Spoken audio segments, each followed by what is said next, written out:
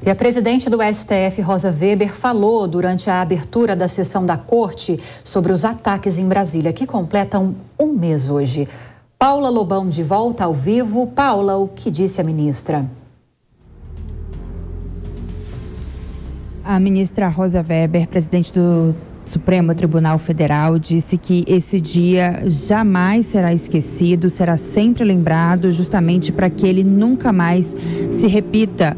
No dia 8 de janeiro, manifestantes invadiram as sedes dos três poderes e destruíram o edifício sede do Supremo Tribunal Federal, invadiram também aqui o Palácio do Planalto, o edifício do Congresso Nacional e destruíram, vandalizaram esses locais. O plenário e os andares superiores do STF foram completamente destruídos, totalmente destruídos. Rosa Weber destacou, qualificou esses ataques como desprezíveis e disse que a manutenção dos trabalhos institucionais da Corte Suprema do país é a resposta fundamental para esses atos de violência. Nós separamos a fala da ministra. Vamos ouvir agora Rosa Weber. Hoje, 8 de fevereiro, completa-se um mês da criminosa invasão da sede dessa Suprema Corte, ocorrida em 8 de janeiro último, data que será sempre lembrada para que nunca mais se repita.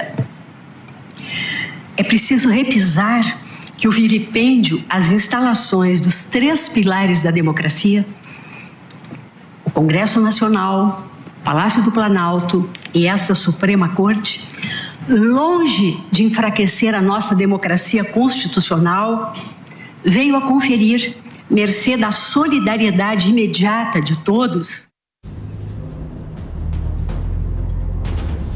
A ministra também disse que uma outra resposta às instituições democráticas é responsabilizar os autores desses crimes. Até o momento, o Supremo Tribunal Federal recebeu mais de 600 denúncias do Ministério Público Federal de envolvidos, suspeitos envolvidos naqueles crimes, não só de participarem de forma pessoal, como também de financiar e incentivar os atos violentos do dia 8 de janeiro. E a Polícia Federal, na Operação Lesa Pátria, já prendeu 20 pessoas, está na sua quinta fase, operação da Lesa Pátria, que segue em andamento essa operação da Polícia Federal. E lembrando, antes de devolver para você, Lívia, que o plenário do Supremo Tribunal Federal foi reformado, foi recuperado e já foi possível ser entregue e ocupado pelos ministros da Corte, da Suprema Corte, inclusive tendo aí na semana passada, na quarta-feira passada, a sessão de abertura do ano do Judiciário. Eu volto com você no estúdio. Paula Lobão, direto de Brasília, trazendo informações a respeito dessa sessão hoje no STF. Obrigada, Paula, pelas informações. Um bom trabalho para você. Marcelo Suano, quero começar com você esse giro de comentários, destacando esses trechos que a Paula destacou das declarações da presidente do STF, Rosa Weber. Ela disse que essa data, o 8 de janeiro, precisa ser sempre lembrada para que jamais seja esquecida e nunca mais se repita. E chamou os ataques de desprezíveis. Queria sua análise sobre o comportamento e as ações adotadas pelas instituições, incluindo o STF até aqui, ações referentes e comportamentos referentes a esses ataques no dia 8 de janeiro. Inicialmente, eu vou começar em respeito à Sua Excelência, a ministra Rosa Weber, fazendo uma manifestação que eu faço em vários lugares. Eu sonho com um Brasil em que juízes se manifestem nos autos e reduzam os seus discursos políticos. No entanto, eu concordo com ela acerca da data. A data tem que ficar e ser lembrada para sempre, não apenas pelo que foi feito, mas para entender as razões que levam o povo a chegar a um ponto de tolice e investir no vandalismo da maneira como investiu. Isso foi um dos maiores erros que se poderia identificar de quaisquer indivíduos que possam dizer que buscam a democracia. Foi um erro e tem que ser punido. No entanto, há algumas questões que precisam ser tratadas também. Os pilares da democracia, aí eu divergiria respeitosamente, Sua Excelência, ministra Rosa Weber, não são os três poderes do Estado. Os três poderes do Estado, eles representam apenas a maneira como o governo pode produzir equilíbrio no seu processo de governança, porque governo é executivo, legislativo, judiciário.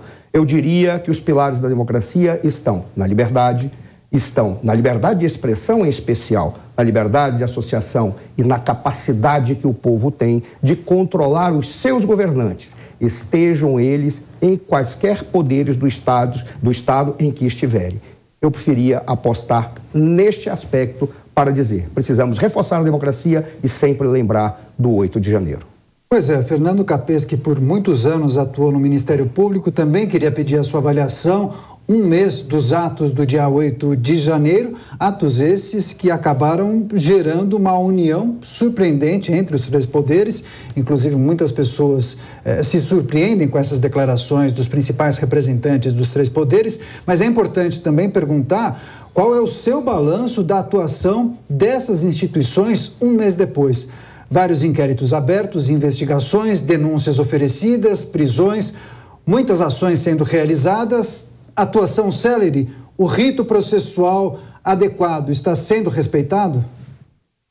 Bom, são duas coisas diferentes, né? A questão do direito material, são os crimes que foram cometidos, e a questão processual, a maneira pela qual se está reprimindo tais delitos. Do ponto de vista criminal, não há a menor dúvida. Eles não são caracterizados juridicamente como terrorismo, porque uma lei de 2013, o governo ainda era Dilma Rousseff, excluiu da classificação como terrorismo de atos de motivação política.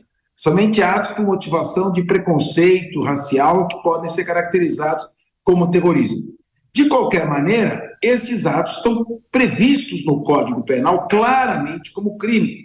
Abolir ou tentar abolir o funcionamento de qualquer dos poderes da República e atentar contra o Estado Democrático de Direito. Artigo 359, letra L, com pena de 4 a 8 anos, mais associação criminosa. Evidentemente que isso aí foi comandado por um grupo, eu me permito chamá-los de beóceis, evidentemente não há como se extrair qualquer tipo de ação minimamente inteligível de uma organização como essa, fretar ônibus, invadir prédios vazios, destruir patrimônio da sociedade. Eles estavam defendendo o quê? Pretendiam o quê? Então, evidentemente, são criminosos, mas aí entra o aspecto processual. Existem diferentes gradações de responsabilidade. Quem são os cabeças da organização? Quem está no ápice da organização? Quem teve a ideia? Quem estruturou a ideia? Quem organizou os ônibus que levaram a população? Quem deu a ordem para iniciar o quebra-quebra, as invasões dos prédios públicos? Para isso, nós precisamos de um princípio, estamos falando em defesa da democracia, e é um princípio básico do Estado Democrático de Direito, a responsabilidade penal subjetiva. O que quer dizer isso? Não existe responsabilidade penal objetiva pelo mero fato.